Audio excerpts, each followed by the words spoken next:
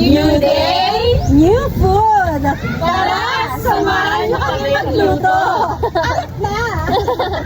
Lagay na natin yung ating sinigang. Hintay na natin yung lambot ko. Papakuluan lang natin to. May asin na siya and kamatis. So, ilalagay na natin yung mga labanos. Labanos. Ilagay na natin. Haluin lang natin. So, halu-haluin lang natin. And mamaya, isusunod na natin ibang gulay. So, prepared na yan. So, meron na tayong mga okra, talong, yung sibuyas, mamaya ko na ilalagay kasi mag-overcook yan. Kangkong, sitaw. So, hintayin muna natin muli na kumulo pa to. Tignan natin yung lambot niya. Check natin. Matigas pa siya. Pan lang natin. Ilalagay na tayo ng 4 cubes. Dalawa kasi marami to. Ilalagay na rin natin yung talong and sibuyas. Ilalagay lang natin.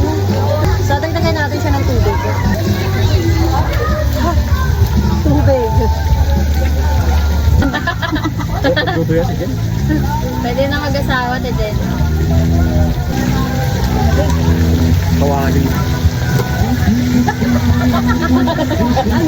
So, ito yung okra nilagay ko na, at saka sitaw. Hindi ko na-video yung sitaw, pero nalagay ko na talaga siya. So, malapit na po ang luto.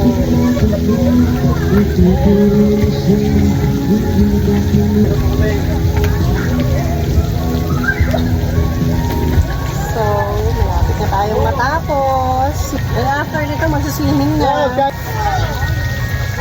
Naka-prepare na tayo na sili na may patis, na may kalamansi.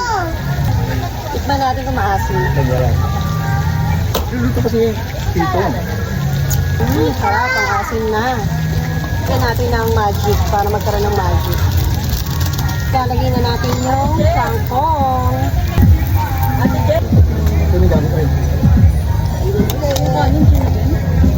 So guys, tapos na tayo sa sinigang. Kaya